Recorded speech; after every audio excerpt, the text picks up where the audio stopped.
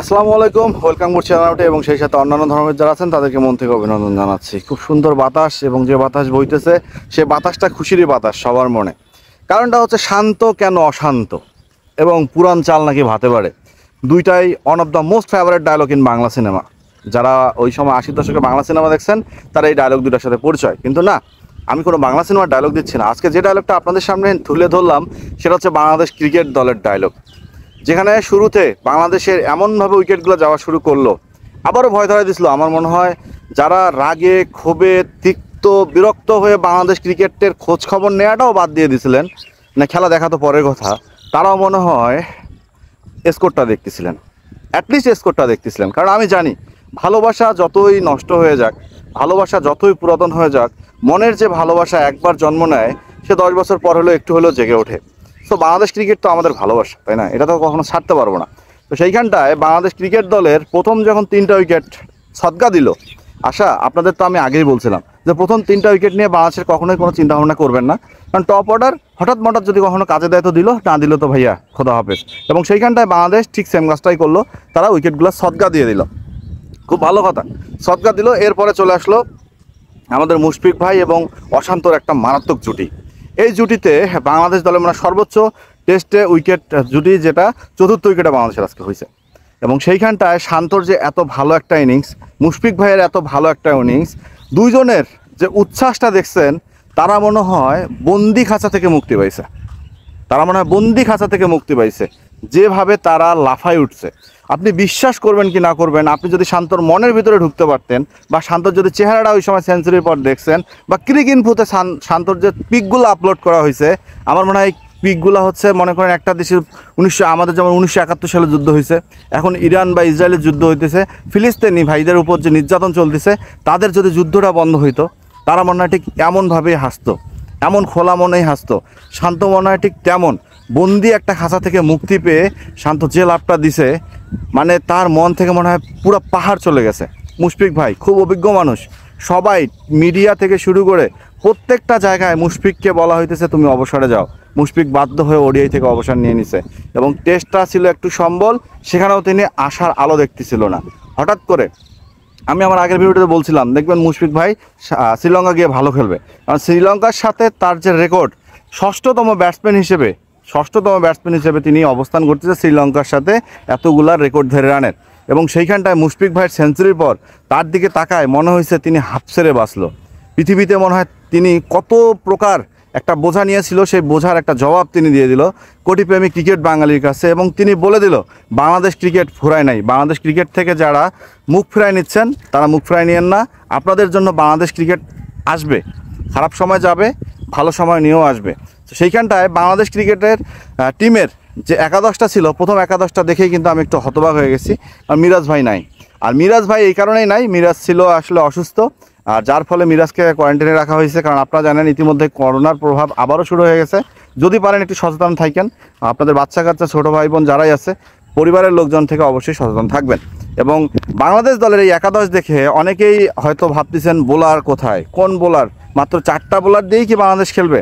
আসলে আমার কাছে সেটাই মনে হচ্ছে, কারণ একজন অলরাউন্ডার বাংলাদেশ টিমের কতটা অভাব চিন্তা করেন। সাকিব ভাই যাওয়ার পর আমরা যে অলরাউন্ডার একটা যে মানে ঘাটতিতে ভুগতেছি, সেই ঘাটতিটা মিরাজকে দিয়ে একটু হইলেও পোষাইতেছিলাম, টেস্টে তো ফুললি পোষাইতেছিলাম, কিন্তু মিরাজ না থাকায় বাংলাদেশ এই অলরাউন্ডারের প্রভাবটা বোলিংয়ের সময় যে কতটা ভোগাবে এটা আমরা চিন্তাও করতে পারবো না। তারপরও প্রথম দিনে একটা বিধ্বস্ত অবস্থা থেকে দলকে মুশফিক ভাই এবং শান্ত যেভাবে টেনে নিয়ে আসার পর আমাদের রান কিন্তু একটা পাহাড়ের সমান রানে যাইতেছে। সো এই রানটাকে আমি জানি না এই রানটা কত দূর গিয়ে থামবে।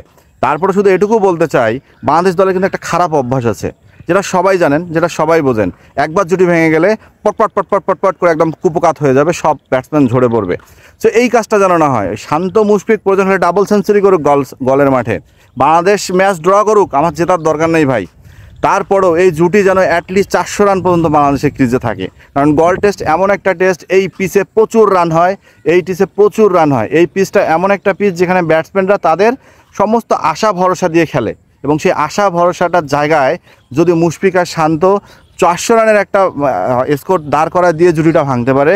এরপর আমাদের জাকের আলী অনিক এবং লিটন দাস তারা যদি তাদের পারফেক্ট অবস্থানে একটু খেলাধুলা করতে পারে, মানে খেলতে পারে, তাহলে আমার মনে হয় বাংলাদেশ একটা 500-600 যদি স্কোর করে ফেলতে পারে এবং বোলাররা সেটা যদি ফায়দা নিতে পারে, তাহলে এই ড্রাইভিং সিটে যেভাবে বাংলাদেশ গাড়িটা চালাইতেছে টেস্টে, তাহলে আমার মনে হয় টেস্টে বাংলাদেশ জয় ছাড়া আর কিছু দেখবে না।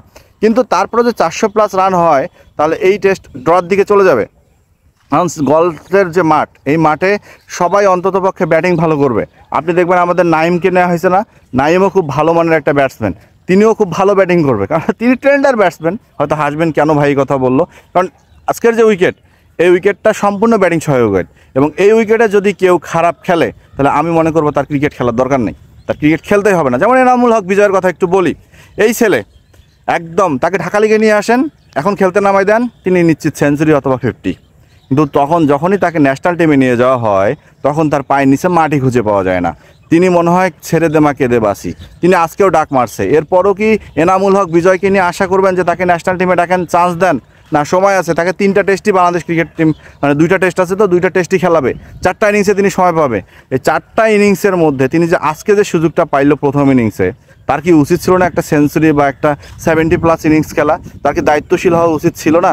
খেলনা রে ভাই, 100টা বল খেলে 0 রান করে রেকর্ড কর না ওপেনিংয়ে, তাড়াহুড়া করার কেউ বলছে? বলে নাই। কিন্তু তিনি কি করলো, ওই ঘুরে ফিরে বটের তল হয়ে তিনি চলে গেল। সো এই কারণেই বাংলাদেশ দলের আজকে প্লেয়ারদের এই অবস্থা, যে সুযোগ কাজে লাগাইতে পারে না।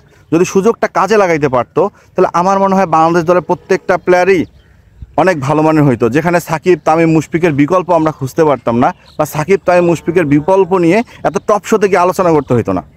সেখানে এনামুল হক বিজয় যখন এত বছর পর ন্যাশনাল টিমে চান্স পেল, তিনি খুব সুন্দরভাবে তার যেটা করণীয় তিনি করে চলে গেল।